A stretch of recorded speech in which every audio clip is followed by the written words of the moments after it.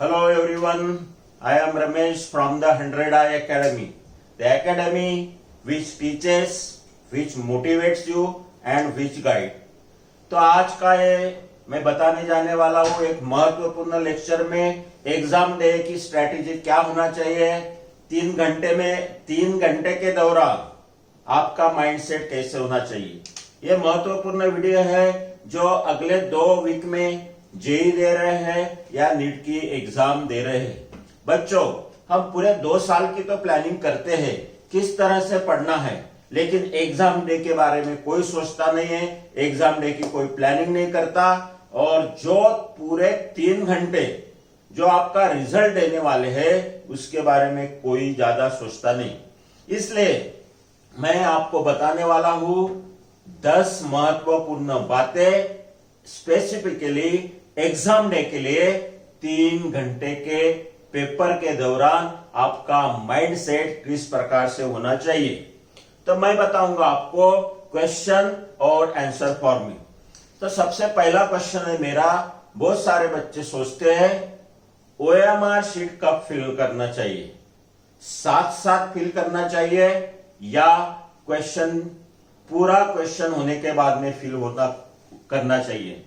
तो बच्चों, मेरा यह मानना है कि आप ओएमआर शीट जब क्वेश्चन होगा तब साथ साथ ही फिल करना बेहतरीन रहेगा, ठीक रहेगा। क्योंकि पूरा क्वेश्चन पेपर होने के बाद में आपके पास टाइम बचेगा, आपका माइंड सेट कैसा होगा, आप तब विचलित होगे या नहीं होगे। इसलिए बहुत सारे बातें आखिरी के 5 या 10 मिनट में हो सकते हैं और ओएमआर शीट भरते वक्त आपकी गलतियां भी हो सकती है। इसलिए ओएमआर शीट मैं सोचता हूं आप साथ साथ ही भरना चाहिए। दूसरा एक सवाल बच्चों के दिल में आता है, दिमाग में हमेशा आता है, नीट या जेई में कौन सा सब्जेक्ट पहले शुरू करना चाहिए, फिजिक्स पहले लेना चाहिए, केमिस्ट्री, मैथ्स या बायो। तो मैं आपको बताऊंगा जो सीक्वेंस आपके क्वेश्चन पेपर में होगा वही सीक्वेंस आपके लिए बेहतरीन होगा। लेकिन आपको एक टाइम फिक्स करना चाहिए कि फिजिक्स के लिए आपको कितना टाइम देना चाहिए, 1 घंटा देना है, या बायोलॉजी के लिए कितना टाइम देना चाहिए, या केमिस्ट्री के लिए कितना टाइम देना चाहिए, या मैथ्स के लिए टाइम देना चाहिए। तो यह बात आपको ध्यान में रखना है। आप कोई भी सब्जेक्ट शुरू कर सकते हो, अकॉर्डिंग टू क्वेश्चन पेपर से जा सकते हो, लेकिन आपका टाइम फिक्स होना चाहिए हर एक सब्जेक्ट के लिए। तीसरा सवाल है, क्या टफ क्वेश्चन पहले सवाल करें, टफ क्वेश्चन जो है वो पहले सॉल्व करें या नहीं करें। तो इसके बारे में मैं बताऊंगा बच्चों। टफ जो क्वेश्चन होंगे वो 2 प्रकार के हो सकते हैं, एक थियोरेटिकल टफ क्वेश्चन और दूसरा होगा न्यूमेरिकल टफ क्वेश्चन। अगर जो थियोरेटिकल टफ क्वेश्चन है तो तभी आपको तय करना है कि यह सॉल्व करना है या नहीं करना है, क्योंकि बाद में तो उसमें कोई ज्यादा चांसेस नहीं आपके आने के। इसलिए जो कुछ थियोरेटिकल टफ क्वेश्चन है उसी वक्त उसका डिसीजन लेना है, वो सॉल्व करना है या नहीं करना है। लेकिन अगर फिजिक्स में और केमिस्ट्री में कुछ न्यूमेरिकल क्वेश्चन ऐसे होते हैं जो बहुत ज्यादा टफ होते हैं और जो बहुत ज्यादा आपका टाइम ले सकते हैं, वो क्वेश्चन आपने शुरू में छोड़ना ही बेहतरीन रहेगा। एक देखना है कि एक 2 क्वेश्चन के इर्द गिर्द में अगर आपका ज्यादा टाइम जाएगा तो ये बहुत आपके लिए हानिकारक होगा। तो जो न्यूमेरिकल क्वेश्चन आपको टफ लगते हैं वो आखिरी में आपको छोड़ना बेहतरीन रहेगा। वैसे भी आपको 180 क्वेश्चन में नीट का अगर आप एग्जाम दे रहे हैं तो 180 क्वेश्चन में तो आपको पूरे क्वेश्चन सॉल्व करना, ये तो अपन we are not expecting this, about 160 question we are expecting. वैसे भी हर एक सब्जेक्ट में कुछ ना कुछ तो क्वेश्चन छूटने वाले हैं। इसलिए टफ क्वेश्चन, टफ न्यूमेरिकल जो होंगे फिजिक्स या केमिस्ट्री में, वो आखिरी में सॉल्व करना ठीक रहेगा। बाद में शुरू में बहुत सारे बच्चे क्या करते हैं कि शुरू में पूरा पेपर एक बार ओवरलुक करें, शुरू में पूरा पेपर एक बार देखें। तो बच्चों, बोर्ड में शुरू में पूरा पेपर एक बार देख सकते हैं, लेकिन अगर कोई भी एंट्रेंस एग्जाम है, जेई है, वो नीट है या सीईटी है, उसमें अगर आप ओवरलुक करेंगे तो उससे कुछ ज्यादा निकलने वाला नहीं है।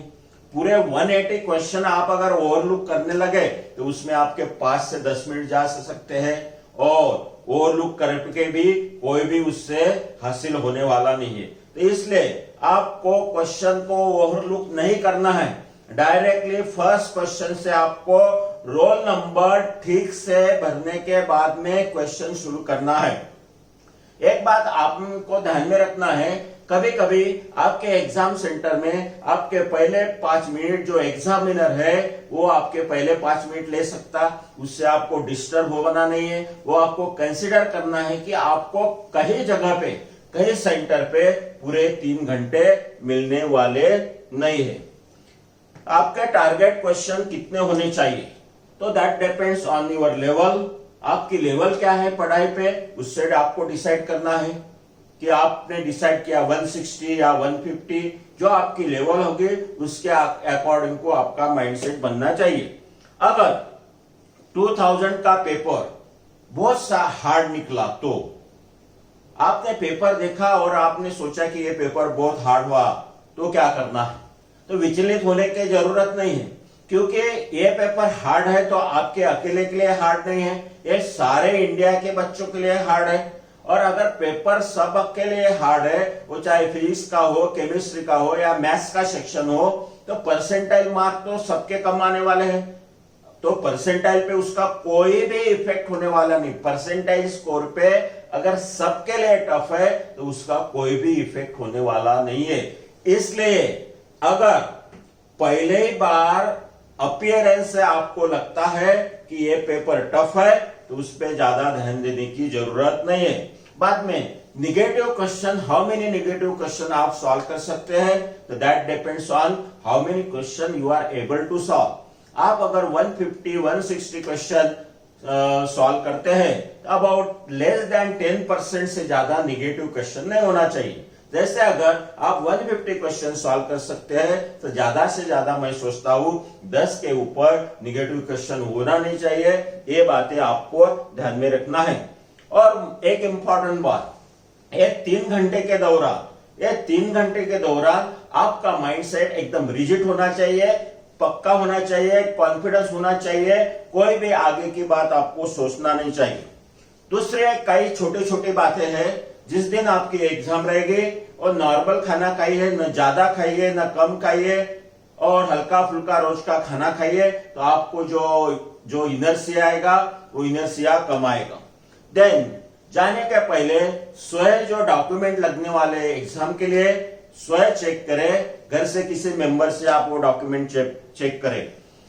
महत्वपूर्ण बात है, कई बार एग्जाम सेंटर के लोकेशन हमको पता नहीं होते, और इस बार तो लॉकडाउन में कौन से एग्जाम सेंटर होंगे थोड़ा सा चेंज भी हो सकता है। इसलिए एग्जाम सेंटर पे टाइम पे पहुंचे, क्योंकि आप लेट पहुंचे तो आपका अगेन माइंड डिस्टर्ब होगा, और पूरे 3 घंटे आप यही सोचते रहे कि मैं टाइम पे क्यों नहीं पहुंचा।